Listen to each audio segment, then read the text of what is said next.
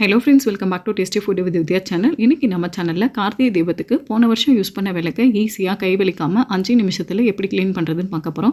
பாருங்கள், இந்த விளக்கெல்லாம் நான் போன வருஷம் யூஸ் பண்ணது எப்படி இருக்குன்னு பாருங்கள். இதை ரொம்ப கஷ்டப்பட்டு க்ளீன் பண்ணாமல் ஒரு 5 நிமிஷத்தில் ஈஸியாக எப்படி க்ளீன் பண்ணுறதுன்னு பார்க்கலாம். ஸ்டவ் ஆன் பண்ணிவிட்டு ஒரு பாத்திரத்தில் விளக்கெல்லாம் மூழ்கிற அளவுக்கு தண்ணி ஊற்றிக்கோங்க. தண்ணி கொதிக்க ஸ்டார்ட் ஆனதும் சமையல் சோடா இல்லைனா பேக்கிங் சோடா 2 டீஸ்பூன் சேர்த்துக்கோங்க. கூடவே 2 டீஸ்பூன் சோப் பவுடர் சேர்த்துக்கோங்க. சோப் பவுடருக்கு பதிலாக விம் ஜெல், ஷாம்பு எது வேணாலும் சேர்த்துக்கலாம்.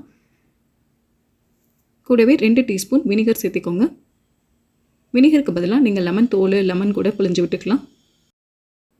இப்போ இந்த டைமில் நம்ம எடுத்து வச்சுருக்கிற விளக்கெல்லாம் 1 by 1 சேர்த்துக்கலாம். விளக்கெல்லாம் நல்லா மூழ்கிற அளவுக்கு சேர்த்துக்கோங்க. சேர்த்துட்டு ஒரு 5 நிமிஷம் கொதிக்க வச்சுக்கோங்க. 5 நிமிஷம் கொதிக்க வச்சாலே போதும். அதில் இருக்க எண்ணெய் பிசுக்கெல்லாம் நல்லா வெளியில் வந்துடும். எல்லா விளக்கும் நல்லா மூழ்கிற மாதிரி சேர்த்துக்கோங்க. சேர்த்துட்டு நல்லா 5 நிமிஷம் கொதிக்க வச்சுக்கோங்க. பாருங்கள் எந்த அளவுக்கு அழுக்கு எண்ணெயெல்லாம் வெளியில் வந்திருக்குன்னு. ரொம்ப நேரம் கொதிக்க வைக்கணும்னு இல்லை. 5 நிமிஷம் கழித்து ஸ்டவ் ஆஃப் பண்ணிவிட்டு விளக்கெல்லாம் ஒரு கரண்டி வச்சு வெளியில் எடுத்துக்கோங்க.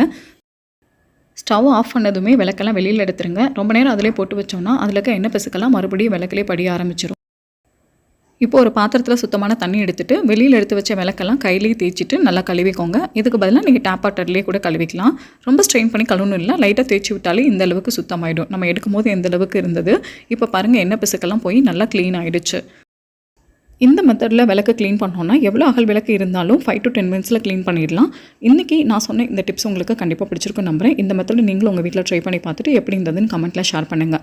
இந்த டிப்ஸ் பிடிச்சிருந்ததுன்னா டேஸ்டி ஃபுட் வித் வித்யா சேனலை சப்ஸ்கிரைப் பண்ணுங்கள், லைக் பண்ணுங்கள், உங்கள் ஃப்ரெண்ட்ஸ் அண்ட் ஃபேமிலியோடு இந்த வீடியோவை ஷேர் பண்ணுங்கள். தேங்க்யூ ஃபார் வாட்சிங். Bye by.